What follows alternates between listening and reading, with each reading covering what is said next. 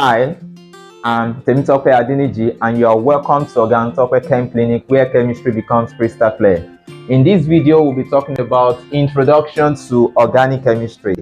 Originally, the term organic chemistry applied only to substances gotten from plants or animal origin, that is, living organisms. Plants,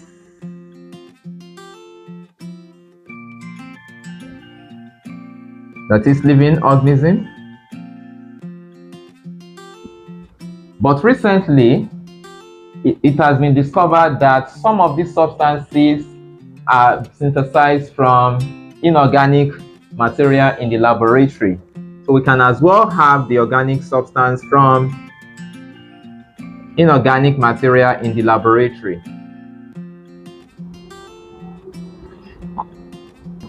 We can define organic chemistry as the scientific study of structure, properties,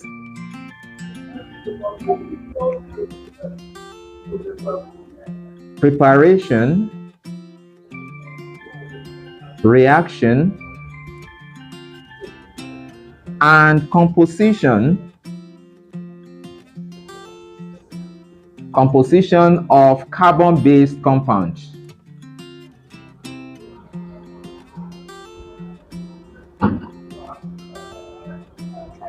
Again, organic chemistry can be defined as the study of the structure, properties, preparation, reaction, and composition of what? Carbon-based compounds, with the exception of substances which include carbon sulfide, carbon oxide, carbonates, which is the same thing as trioxocarbonates, the carbonates, the cyanide, and metallic carbide. Go ahead and group the following compound into organic and inorganic.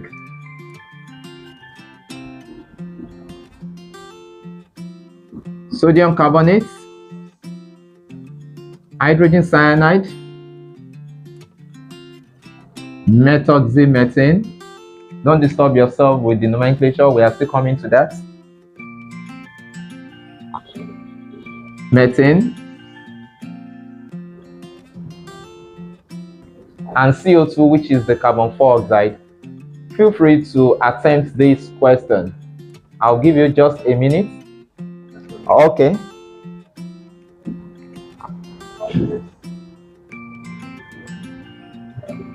Organic, inorganic.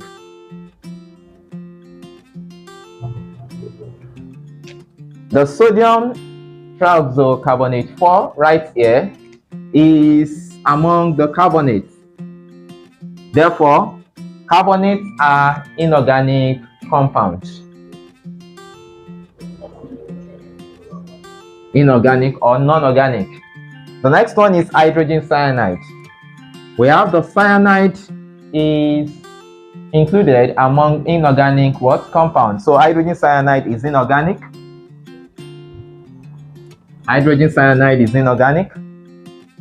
Why the methoxymethane? Methoxymethane is an ether, which is organic compound. We have methoxymethane, which is organic. CH4 is methane, which is also organic.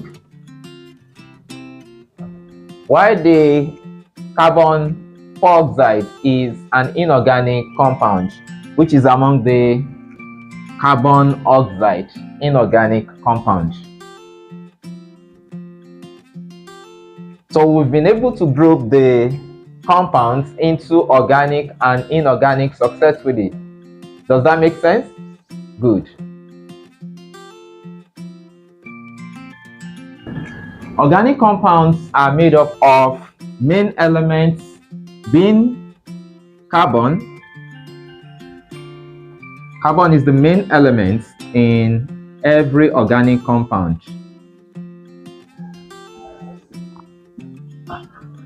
Oxygen and hydrogen are usually present.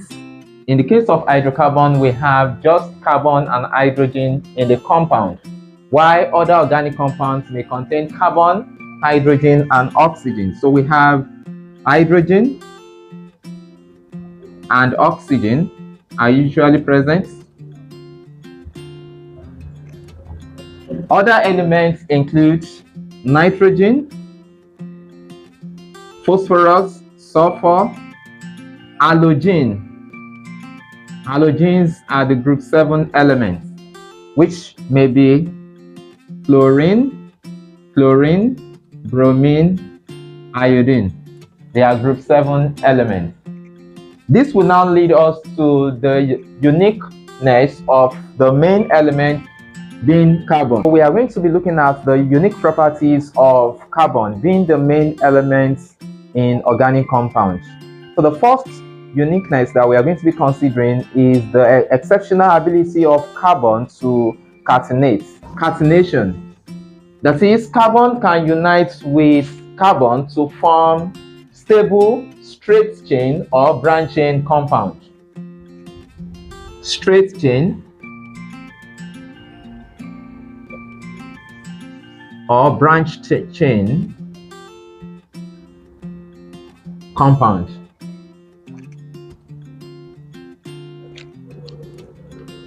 Now, straight chain compounds can be identified from the skeletal structure of the carbon compound. Let's take, for instance, we have carbon connected to other carbon. This can be regarded as what? A straight chain compound, because if we assume this to be a pipe, in this pipe we have a single flow of water or electron. So this is a single flow, so we consider this to be a straight chain. Compounds like this are regarded as straight chain. Draw the pipe. We have a single flow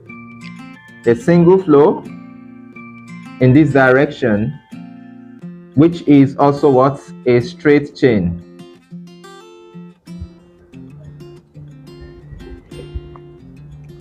We can as well have a compound of this kind.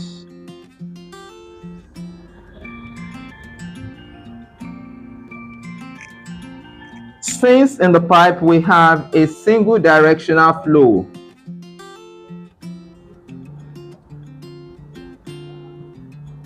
just a single flow, this is regarded as straight chain compound.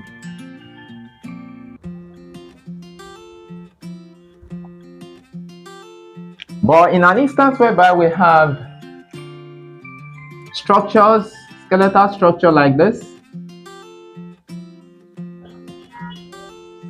it can be observed that we have more than one directional flow. We can have a flow like this, another flow in this direction, or in this direction.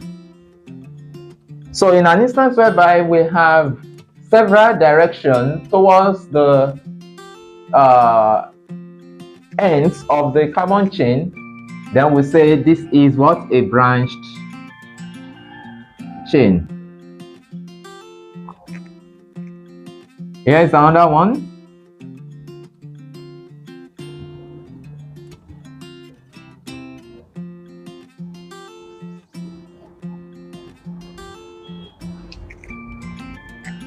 We can go in this direction.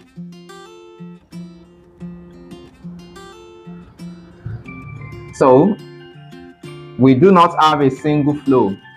A flow in this direction. We have another flow in this direction. So since it is not a single directional flow, This is also regarded to as what? Branched chain. You can go ahead and attempt the example on the board. We need to check if the carbon atom is a straight chain or branch chain. I'll give you just 1 minute to do that.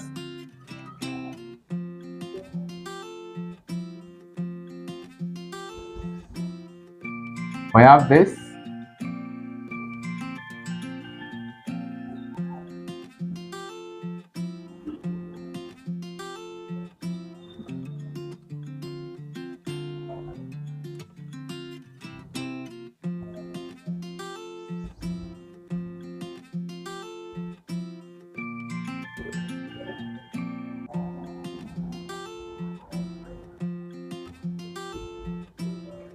Okay, I believe you've tried attempting this. So let's do it together. The first one, we can observe that we have a flow in this direction, and it can be deduced from the same pipe that we have another directional flow, and also we have this direction. Okay, since the flow can be in horizontal direction, we can have it in this direction, and we can also have it in this direction. So therefore, this carbon skeleton, is it straight or branch chain? That's right, it is a branch chain. Branched chain. So the next one, we have this. Let's check the direction of the pipe. It is observed that in this we have a single directional flow of carbon here. So therefore it is what? Yes, it is a straight chain. Straight chain. For the next one, we have this carbon skeleton.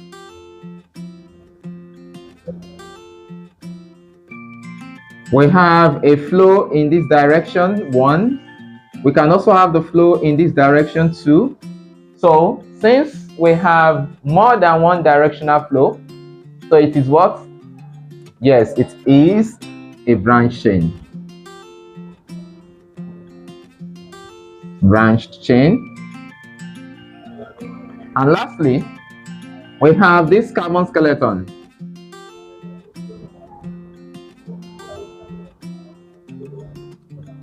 How many directional flow? That's right, a single directional flow. You are correct.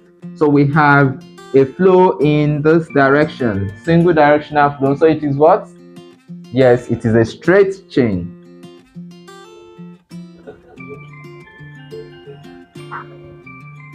I want to believe that from the first unique property of carbon, we can actually deduce that carbon can unite with carbon to form a stable what?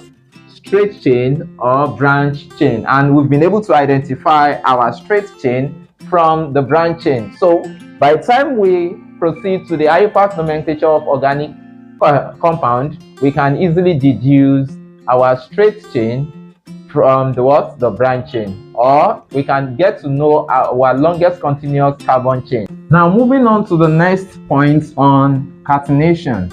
We are still on catenation.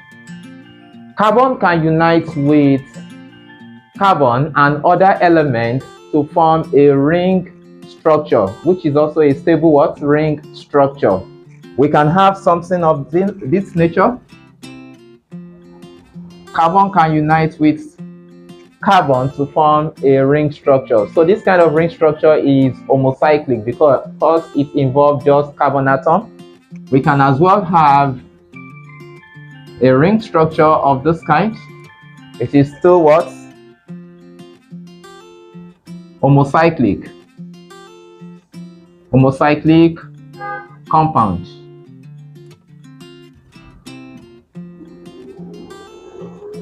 So carbon can unite with other elements to form a stable ring structure as well. We can have oxygen in between the carbon atom.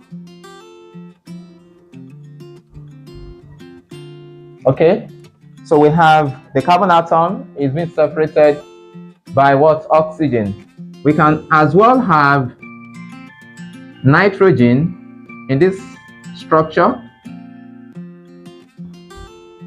Okay, so when oxygen, nitrogen, sulfur, or other elements separate the carbon chain in a ring structure, we'll say we have what?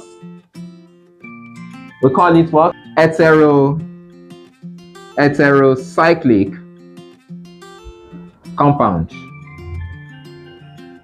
So the ring structure formed by carbon atom may be homocyclic ring structure, and it may be heterocyclic ring structure. So we have the ring structure. Moving on to the next unique property of carbon. Carbon can unite with carbon or other elements by a single, double, or triple bond or triple covalent bond. Carbon can unite with carbon with a single bond. Carbon can unite with carbon with a double bond. Carbon can as well unite with carbon with a triple bond. This happens in the case of, we have this in alkane. This occurs in alkene. This occurs in alkyne. We are still coming to homologous series, where we are going to identify the family of organic compounds. Carbon can unite with oxygen with a double bond. Kindly take note of this. Carbon unites with oxygen with a double bond. Carbon unites with nitrogen with a triple bond. Carbon unites with halogen, the fluorine, chlorine, bromine, iodine, with a single bond. So we need to understand the bonding that occurs between carbon and other elements, and the kind of bond is a covalent bond. Moving on to the next unique property of carbon, we can identify carbon to be tetravalent. So we have tetravalency of carbon. In the organic structure, it will be observed that we have 4 bonds around carbon. This is because carbon is found in group 4 in the periodic table. We have 4 bonds to carbon. If any elements will bond with carbon, it is actually based on the number of bonds on the carbon. So we already know that carbon has 4 bonds around it. We can have elements like halogen bonding with carbon, and halogens, they are univalent elements. Nitrogen bonds with carbon with 3 bonds. Nitrogen is trivalent.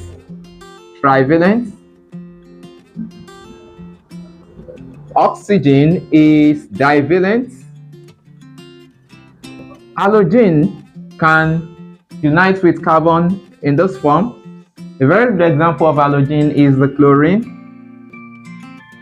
That means we have 4 bonds around carbon. It is observed there are 4 bonds around carbon, and we have a single bond linked to the chlorine. Also, carbon can link up with nitrogen with a single bond. That implies that we have 2 more bonds to nitrogen. Around carbon, we have 4 bonds. Connected to nitrogen, we have 3 bonds. Carbon can unite with nitrogen with a triple bond, which implies that we have 1 more bond to connect with carbon. So in this case, we have 4 bonds around carbon, and here we have 3 bonds to nitrogen. We can as well have this. Around carbon, there are 4 bonds around carbon. There are 4 bonds around this carbon based on the tetravalency of carbon. We can check the number of bonds. There are 4 bonds around this carbon. There are 4 bonds around the carbon right here. Linked to oxygen, we have 1, 2. 2 bonds are connected to oxygen. Whenever you are to write the organic structure, you need to understand the valency of every element that are linked to the carbon in the organic compound, just like this. I hope you are following every bit of my explanation. Now let us consider this simple example on the bond linkage to carbon by other elements. Feel free to express the bond linkage between carbon to carbon and carbon to other elements in this structure on the board. Okay, we can have it together. Oxygen to carbon. We have how many bonds between oxygen and carbon? Oxygen is standing alone right here. We have 2 bonds. Between carbon and nitrogen, nitrogen is standing alone right here. We have a single bond. Normally, we are expected to have a triple bond to nitrogen, but if I should consider triple bond to nitrogen, that means I will be having excess bond on the carbon. So that implies that carbon will be having 5 bonds around it. 1, 2, 3, 4, 5, which is against what? The tetravalency of carbon. So I have to clean this. Okay. This nitrogen, I have 1 bond to carbon here, so I can include triple bond to the nitrogen. The carbon here, I have 1 bond between the carbon atom there. I can as well put double bond. Is that right? No, because when I put double bond, there's another element right here above carbon, which we need to express what? The single bond between the elements fluorine and carbon. That shows I cannot put a double bond right here, which implies that we have just a single bond. Now we can check our bonding. To this carbon, I have 1, 2, 3, which shows that the carbon does not express or obey tetravalency. That means I need to extend another 1 bond to it. 1, 2, 3, 4. So we have tetravalency of carbon attained. 1, 2, 3. I need 1 more bond to this carbon. 1, 2, 3, 4. 1, 2, 3, 4 tetravalency. 1, 2, 3 for nitrogen. This carbon right here has just 1 bond on it, so I need to express 3 more bonds. So we have 1, 2, 3, 4. Okay, so we have tetravalency of carbon there. This nitrogen has just 1 bond on it, so I need 2 more bonds.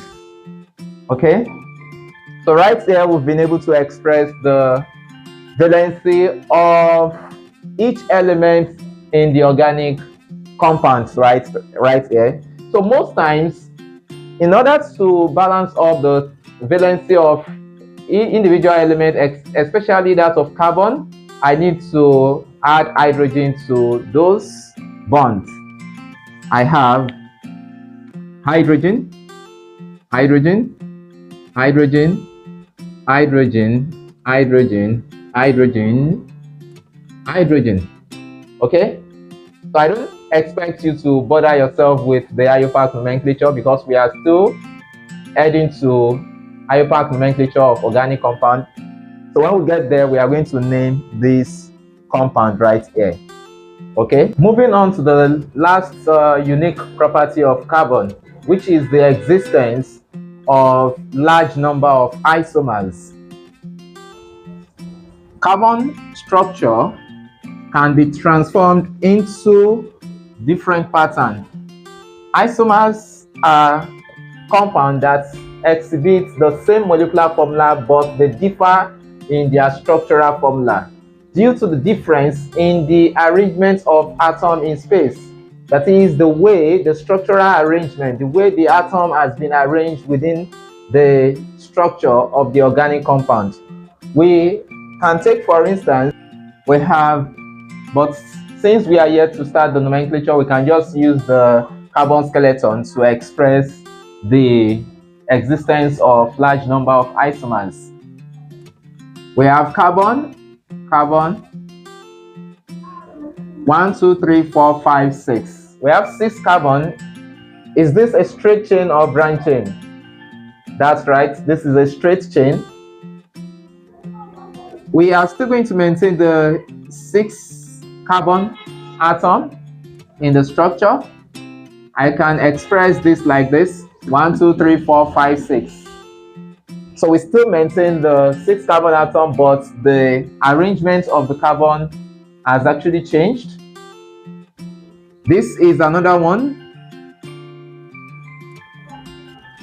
I can have this.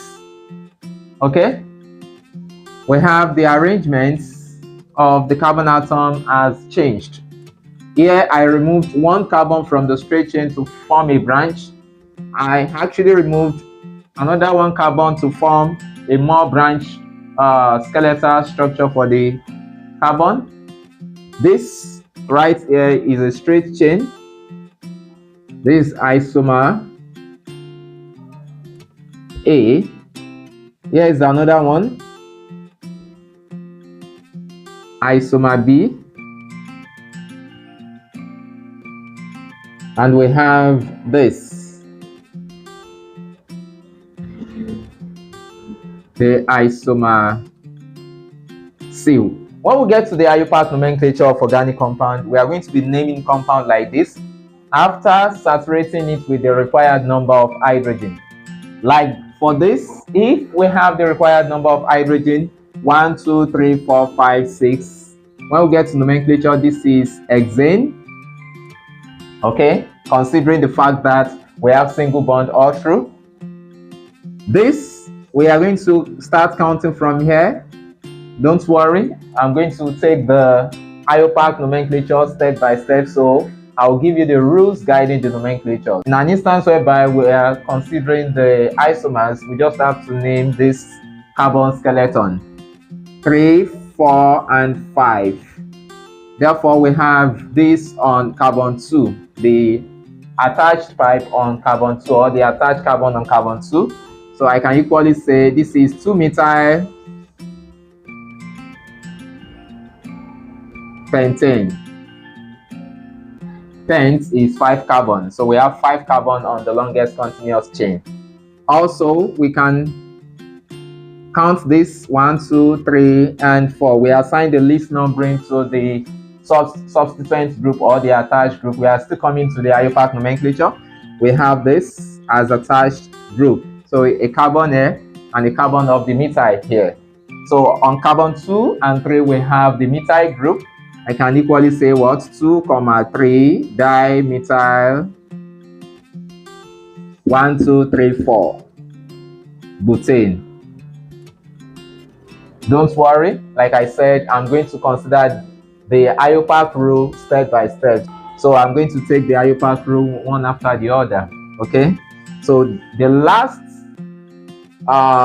unique property of carbon is the existence of large number of isomers. So the first isomer right here, isomer A, is named as what? Hexane. Isomer B, we have it as 2-methyl pentane. Isomer C, we have it as 2,3-dimethyl butane. That is, they exhibit the same number of carbon atoms, but what differs is the arrangement of the atom in space, the structural arrangement. So they actually maintain the same molecular formula but different structural formula. That is the reason why we have them as what? isomers. Kindly click the subscribe button and share with your friends right now. You can also like and follow my Facebook page. Thanks for watching.